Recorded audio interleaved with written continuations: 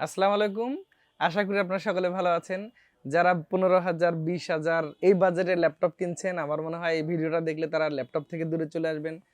তো আসলে অল্প বাজেটের ল্যাপটপের চেয়ে অল্প বাজেটে এই চাইনিজ কম্পোনেন্ট সেই সাথে কিছু কোয়ালিটি কম্পোনেন্ট দিয়ে যদি একটা বাজেট পিসি বিল্ড করেন, আমার মনে হয় আপনার জন্য অবশ্যই ভালো, অর্থাৎ আপনার কষ্টের টাকায় সেরা জিনিসটা হবে।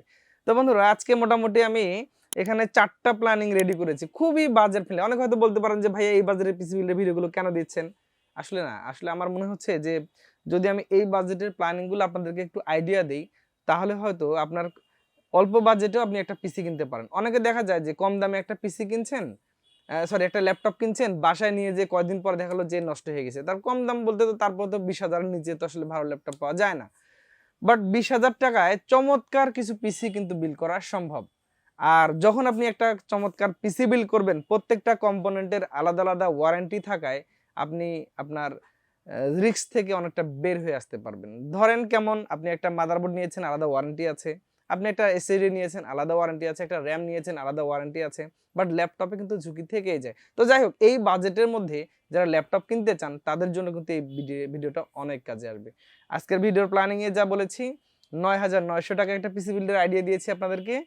আরেকটা দিয়েছি এখানে ১১,৯০০ টাকা। এখানে একটা দিয়েছি ১৩,৯০০ টাকা। আর সর্বশেষ আরেকটা দিয়েছি ১৬,৯০০ টাকা। তার মানে কি? আপনার যদি বাজেট হয় ১০,০০০ থেকে ১৭,০০০ টাকা, তাহলে এখানে ৪ টা পিসির প্ল্যানিং এ আপনি পিসি বিল্ড করতে পারেন। যেগুলো দিয়ে আপনি ৩০,০০০, ৪০,০০০ টাকার যে ইউজড ল্যাপটপগুলো কিনছেন, ধরেন 8 জেনারেশন ইউজড ল্যাপটপ কিনছেন, সেগুলোর কাছাকাছি বা তার চাইতে কিছু জায়গায় বেশি ভালো পারফরম্যান্স পাবেন। কারণ ডেস্কটপগুলোতে ল্যাপটপের চাইতে সবসময় পারফরম্যান্সটা কিন্তু দ্বিগুণ হয়ে থাকে। আচ্ছা বন্ধুরা, আমি শুরুতে বলেছি যে ৯,৯০০ টাকার পিসিতে কি দিয়েছি। আজকের এই পিসিতে সবটাতে একটা কমন জিনিস থাকবে, সেটা হচ্ছে একটা এইচপির কিবোর্ড, মাউসের একটা কম্বো প্যাকেজ এবং অনেকে আবার ভাববেন যে এটা কি আসলে কপি? জি না, এটা হচ্ছে একটা অথেন্টিক অফিসিয়াল একটা এইচপির কিবোর্ড। একটা খারাপ দিক হচ্ছে এটাতে কোনো বাংলা ভার্সন না, মানে বাংলার লেআউট না। বাট বাংলা আপনি লিখতে পারবেন, বিজয় সাপোর্টেড।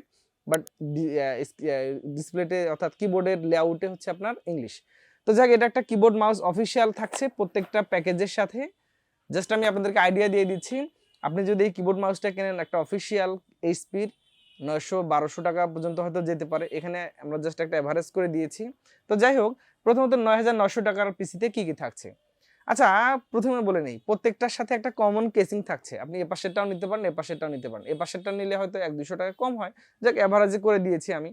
আর এটা হচ্ছে ডিলাক্সের, মোটামুটি 200 ওয়াটের জেনুইন পাওয়ার সাপ্লাই আছে। USB 3 পোর্ট আছে। অর্থাৎ এগুলোর সাথে যেটা প্রয়োজন আমার মনে হয় ইনবিল্ড এই কেসিংটার মধ্যেই আছে। যেকোনো একটা আপনি চাইলে নিতে পারেন। ৯,৯০০ টাকার পিসিতে কি দিয়েছি? প্রথমত এখানে আমি একটা প্রসেসর দিয়েছি কোর টু ডুও, মানে এটা কিন্তু একদম আসলে ব্যাকডেটেড, এগুলা নিয়ে কোনো কথা বলিয়েন না। জাস্ট ৯,৯০০ টাকার পিসিতে আপনি কি পেতে পারেন সেটা। তবে হ্যাঁ, আমি একটা M.2 NVMe দিয়েছি প্রত্যেকটা পিসির সেটআপের সাথে। এটা হচ্ছে প্যাট্রিয়ট ব্র্যান্ডের 256 GB Gen 3 M.2 NVMe, 3 years warranty আছে। খুব কোয়ালিটি একটা প্রোডাক্ট, প্রিমিয়াম কোয়ালিটির।